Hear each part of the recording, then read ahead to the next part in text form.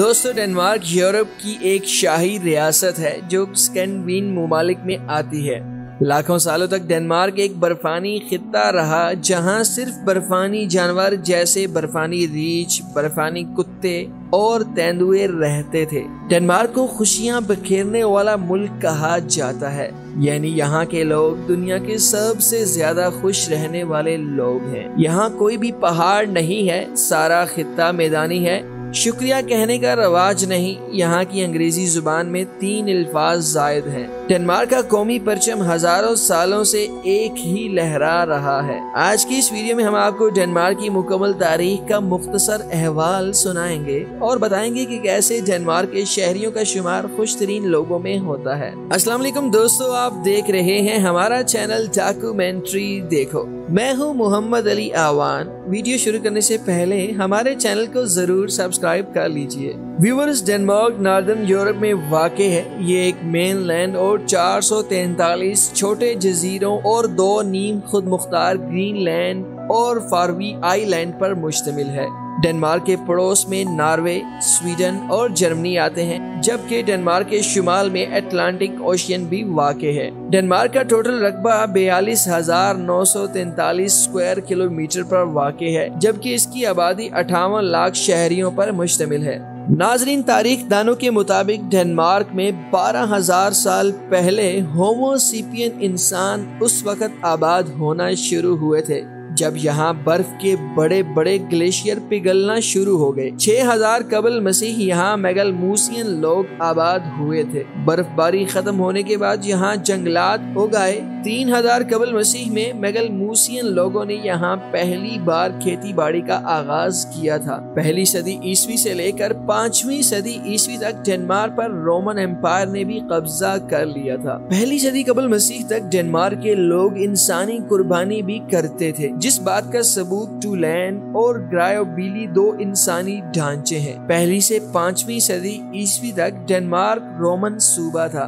5वीं सदी ईस्वी में जब रोमन एम्पायर खत्म हो गई तो यहाँ कई इंडो यूरोपियन अक़वाम भी आबाद हो गई थी। 8वीं सदी ईस्वी में यहाँ वाइकिंग कौम आबाद हुई, जिन्होंने डेनमार्क की पहली सल्तनत कायम की थी। वाइकिंग डेनमार्क में उस वक्त आबाद हुए जब उन्होंने पेरिस पर हमला किया था, तहम वहाँ के लोगों ने उन्हें भगा दिया और वह डेनमार्क के फाइवरी जजीरे की तरफ भाग गए थे। 950 ईस्वी में वाइकिंग ने यहाँ एहरूस नामी पहला किला बंद वाइकिंग शहर भी तामीर किया था। डेनमार्क के वाइकिंग यूरोप और रूस दोनों जगह पर जाकर लूट मार किया करते थे और वापस यहाँ आकर इसके वसी जंगली कस्बों में आबाद हो जाते थे। 965 ईस्वी में डेनमार्क के बादशाह हराल्ड ब्लूटूथ ने ईसाई मजहब कबूल कर लिया, जिसकी वजह से यहाँ के लोगों का मजहब ही ईसाईयत हो गया था। ताहम उन्होंने यूरोपीय अक़वाम को लूटना नहीं छोड़ा था। 1050 ईस्वी में वाइकिंग के आखिरी बादशाह कैंटून चहारम ने 600 बहरी जहाजों का बहुत बड़ा फ्लैट बनाकर बर्तानिया फतह करने का मंसूबा बनाया था। इस मकसद के लिए इसने डेनमार्क की आवाम और नवाबों पर बेहद से ज्यादा टैक्स लगाया, जिसकी वजह से अवामी बगावत हुई और डेनमार्क की आवाम ने डेनमार्क के चर्च की क़यादत में एक अवामी फौज बनाई।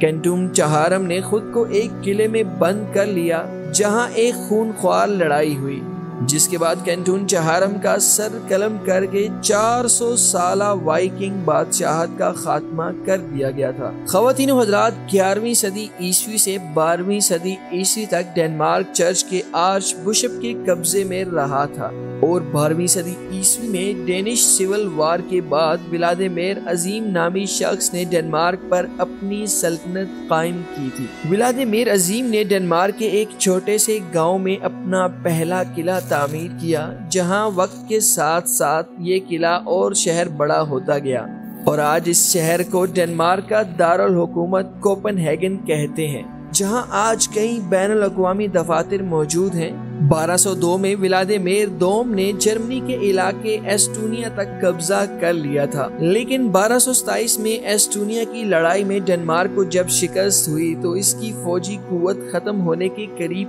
आ गई थी। इसके बाद बादशाह ने डेनमार्क को फिर से अजीम बनाने के लिए कई इस्लाहात की थी, जिसके नतीजे में वहाँ इशराफिया का एक नया तबका पैदा हुआ جنہوں نے نیم سیاسی آزادی حاصل کرنے کی تحریک شروع کر دی تھی، جس کے نتیجے میں ڈنمارک کا پہلا آئین بنا، جسے دنیا کے اولین ترین آئین ہونے کا اعزاز بھی حاصل ہے۔ کسے معلوم کہ 1200 سال پہلے یہاں انسانی قربانی دی جاتی تھی، اور اب لوگوں کے حقوق محفوظ کرنے کے لیے ڈنمارک کوڈ آف لا بھی بن گیا تھا۔ 1397 میں ڈنمارک کی شہزادی کی ناروے کے شہزادے سے شادی کی گئی۔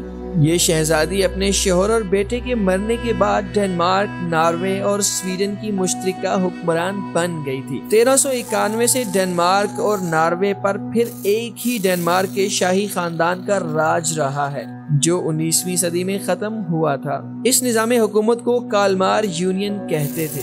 مارٹن لوتھر کنگ نے جب پروٹسٹنٹ فرقے کی بنیاد رکھی تو ڈنمارک کے بادشاہ نے بھی پروٹسٹنٹزم قبول کر لیا تھا، جس کی وجہ سے وہاں کے چرچ نے اپنی فوج جمع کر کے بادشاہوں کے خلاف سول وار شروع کر دی تھی، لیکن ڈنمارک کا شاہی خاندان یہ جنگ جیت گیا تھا۔ ویورز، 1770 میں ڈنمارک ان اولین ملکوں میں سے ایک ہے جہاں صحافت کا آغاز ہوا تھا۔ 16ویں صدی سے 18ویں صدی تک ڈنمارک نے کیریبین سی اور افریقہ میں اپنی کالونیاں بھی قائم کی تھیں۔